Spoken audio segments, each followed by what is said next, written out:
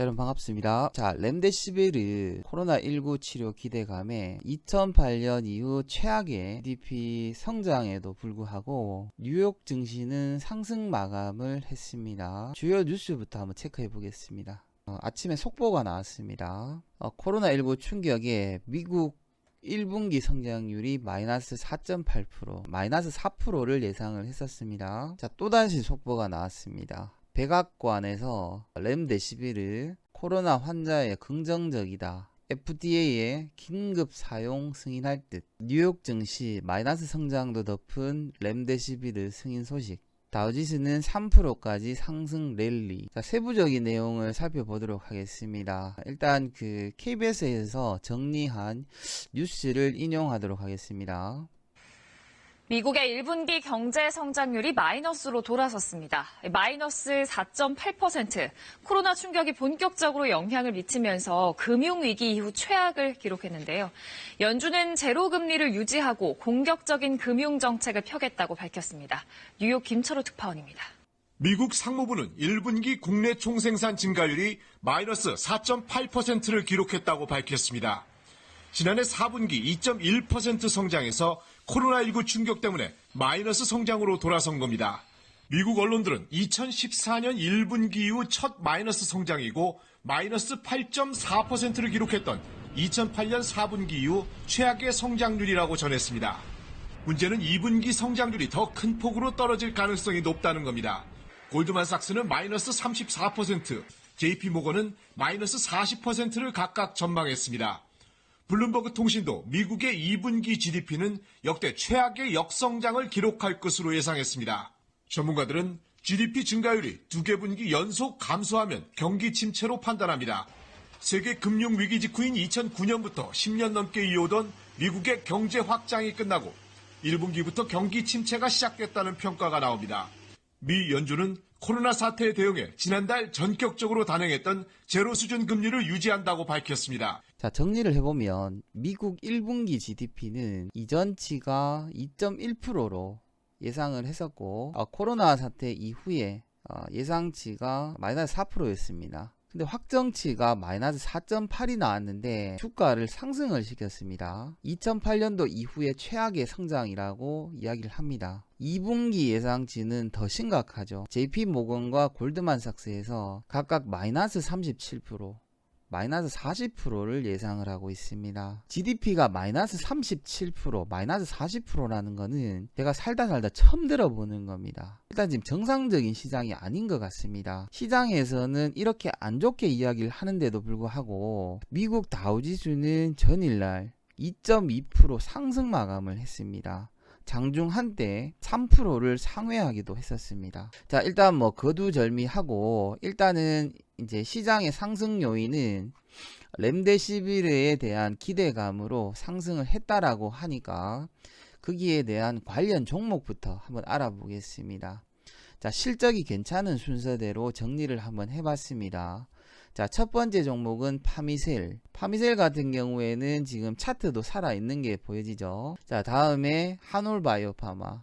한올바이오파마 마찬가지 차트가 살아있습니다. 상승했다가 지금 횡보를 하고 있고 이렇게 상승할 가능성이 높아 보이는 차트네요. 자, 세 번째 신풍제약. 자, 신풍제약 같은 경우에는 지금 간당간당하게 지금 여기에서 걸려있는 상태가 보여집니다.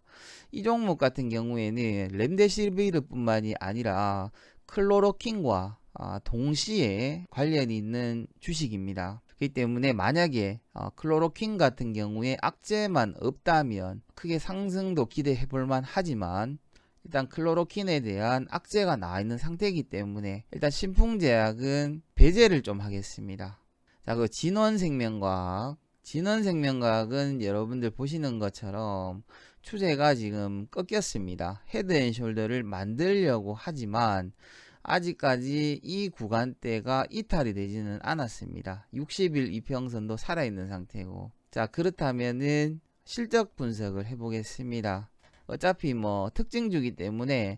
기업 분석과 실적을 보는 거에 대해서 크게 뭐 의미는 없지만 그래도 보도록 하겠습니다. 자, 파미셀부터 보겠습니다. 자, 파미셀 같은 경우에는 PER이 262, PBR 같은 경우에 22, 굉장히 고평가가 되어 있죠.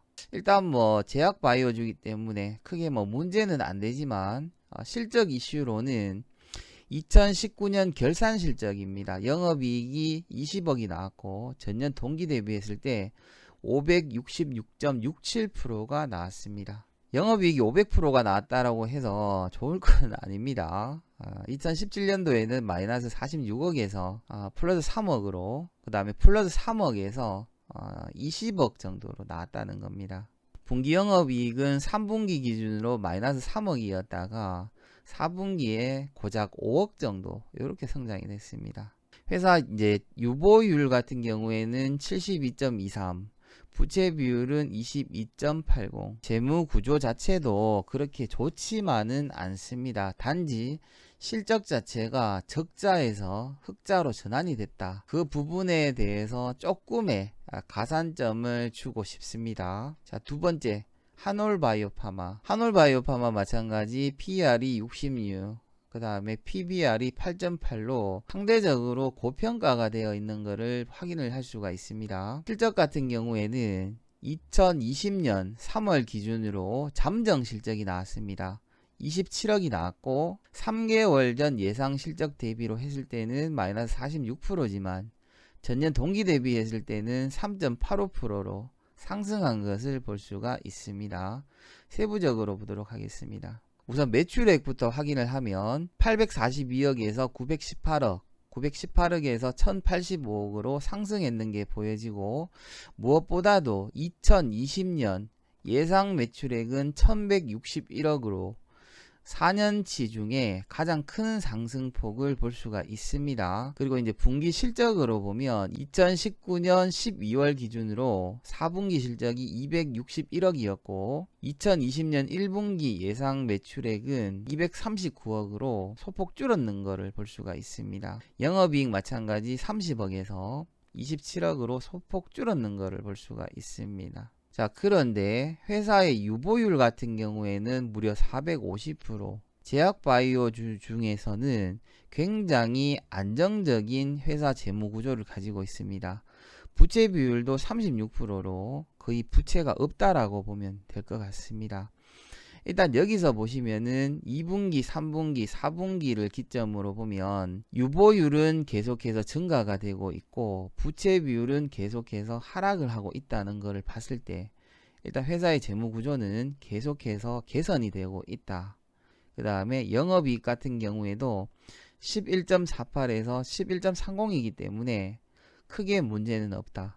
자, 결론을 말씀드리겠습니다. 일단 여러분들이 만약에 월요일날 렘데시비르 관련해서 장중 단타를 만약에 한다면 우선적으로 한올바이오파마를 매수하는 것을 강력하게 일단은 추천을 드리고, 두 번째는 파미셀, 요 두 종목만 매수를 하는 게 좋을 것 같습니다. 왜 그러냐면 신풍제약은 뭐 특별하게 볼 것도 없습니다. 일단 4분기 실적 자체가 마이너스고 진원생명과학 마찬가지로 실적 자체가 너무나 좋지 않습니다. 진원생명과학은 2017년부터 2020년까지 4년 연속 마이너스입니다. 이런 종목은 상장 폐지가 될 가능성도 높아 보입니다. 그리고 회사 유보율도 33%, 부채 비율이 39%, 월급도 제대로 못 줄 것 같습니다. 진원생명과학은 어떠한 호재가 있더라도 여러분들이 절대로 매수를 하시면은 안 될 것 같습니다. 자, 오늘 일단 급하게 렘데시비르 관련해서 종목을 분석을 해봤고 요약을 해봤습니다. 자, 오늘 영상이 여러분들에게 도움이 되셨다면 구독과 좋아요 꼭 좀 부탁드리겠습니다.